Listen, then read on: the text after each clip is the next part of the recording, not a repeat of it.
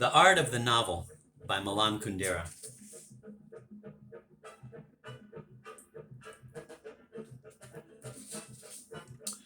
Though most of the pieces in this book owe their existence to various specific circumstances, I conceived them all with the idea that they would someday be linked together in one book essay setting and give my thoughts on the art of the novel.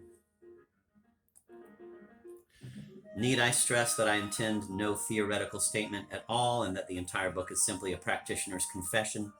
Every novelist's work contains an implicit vision of the history of the novel, an idea of what the novel is.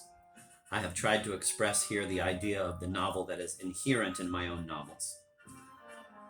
The Depreciated Legacy of Cervantes, written in 1983, describes my personal conception of the European novel and begins this 7-part essay. The same year, the Paris Review asked Christian Salmon to interview me about my practical experiences with the art of the novel. I divided that text, which is not a transcript of an actual conversation but an edited dialogue, into 2 separate pieces, of which the first, Dialogue on the Art of the Novel, became part 2 of this volume.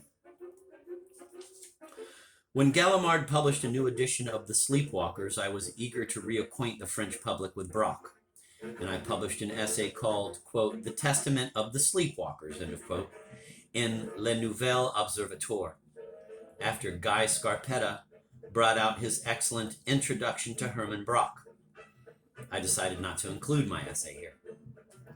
Still, because The Sleepwalkers is so prominent in my own personal history of the novel, I could not entirely avoid writing about it.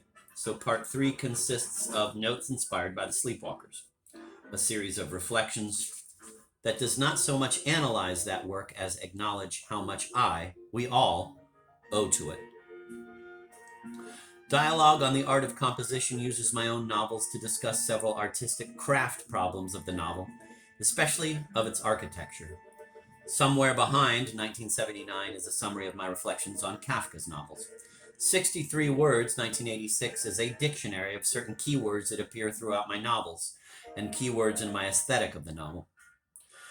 In the spring of 1985, I received the Jerusalem Prize. Father Marcel Dubois, a Dominican and professor at the Hebrew University,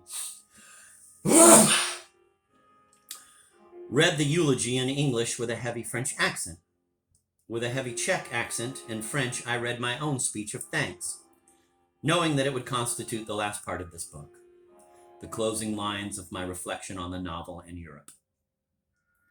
I could have done it in no setting more thoroughly European, more cordial or dear to me.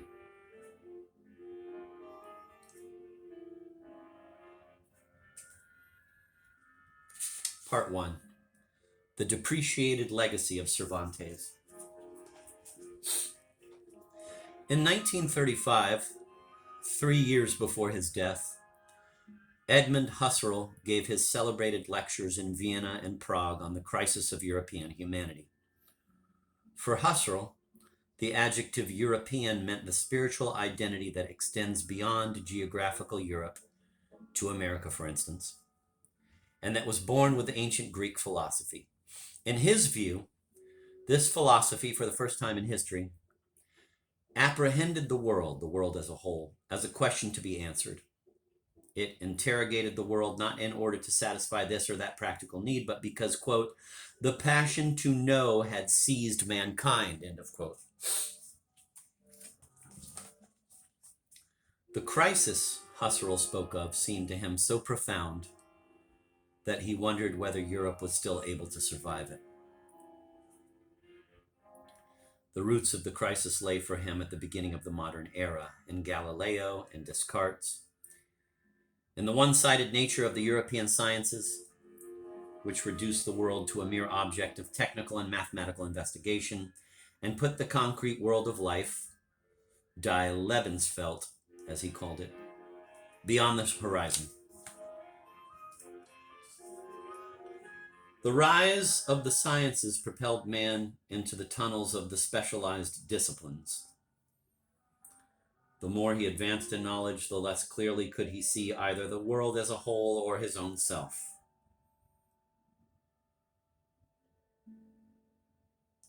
and he plunged further into what Husserl's pupil Heidegger called, in a beautiful and almost magical phrase, quote, the forgetting of being, end of quote.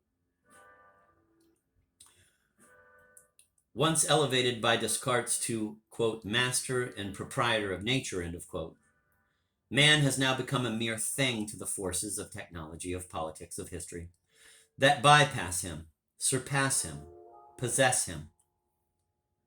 To those forces, man's concrete being, his world of life, Die Lebenswelt, has neither value nor interest. It is eclipsed, forgotten from the start.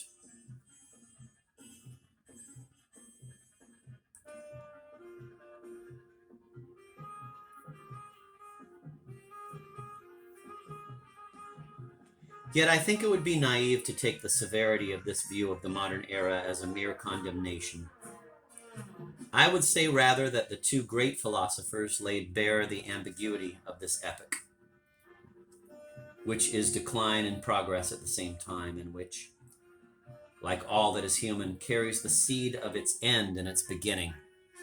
God, this bastard is deep, isn't he?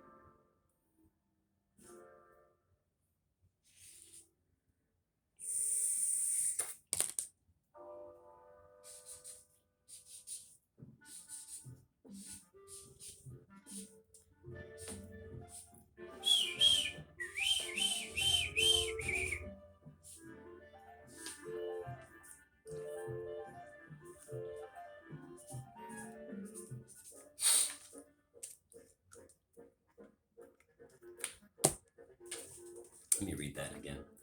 Yet I think it would be naive to take the severity of this view of the modern era as a mere condemnation. I would say rather that the two great philosophers laid bare the ambiguity of this epoch, which is decline and progress at the same time, and which, like all that is human, carries the seed of its end and its beginning. God damn. Fuck. This is so deep.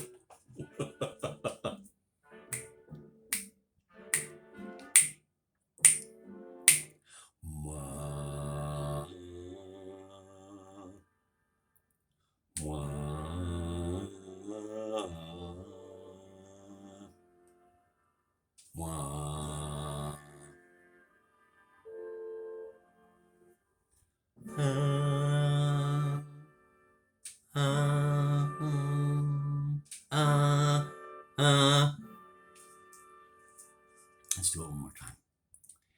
Yet I think it would be naive to take the severity of this view of the modern era as a mere condemnation.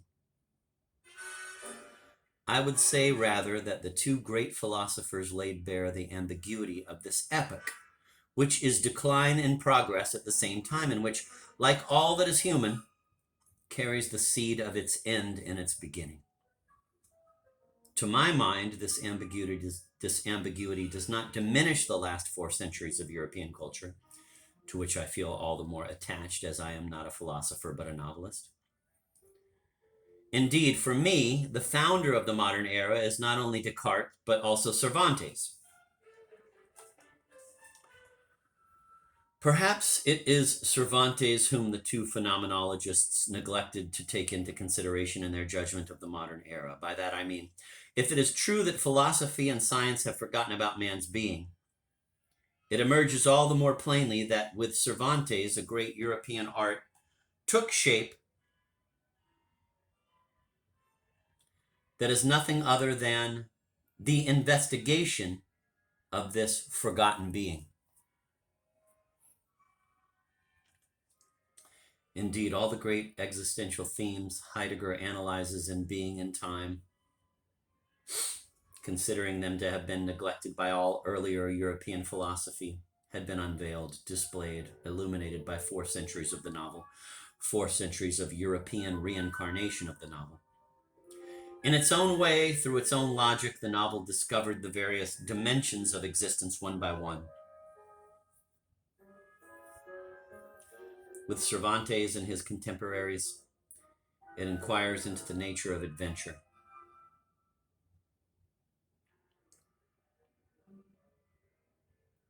With Richardson, it begins to examine what happens inside, to unmask the secret life of the feelings.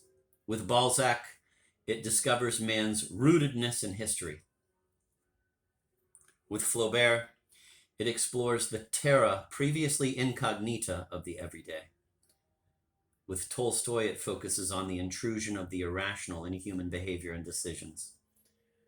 It probes time, the elusive past with Proust, the elusive present with Joyce.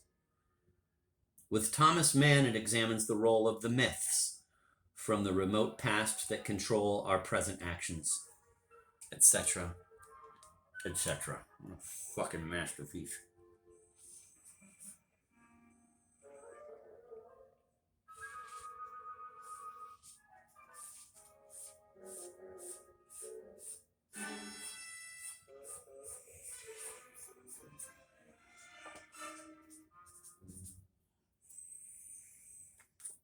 Unbelievable.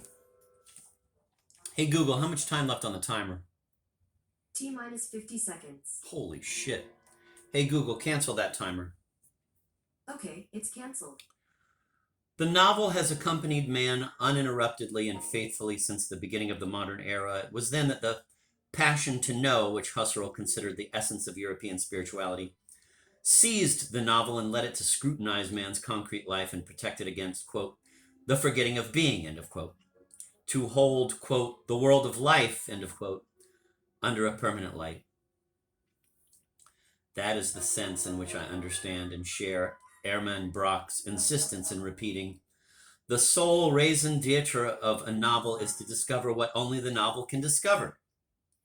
A novel that does not discover a hitherto unknown segment of existence is immoral. Knowledge is the novel's only morality. I would also add the novel is Europe's creation. Its discoveries, though made in various languages, belong to the whole of Europe. The sequence of discoveries, not the sum of what was written, is what constitutes the history of the European novel. It is only in such a supranational context that the value of a work, that is to say, the import of its discovery, can be fully seen and understood.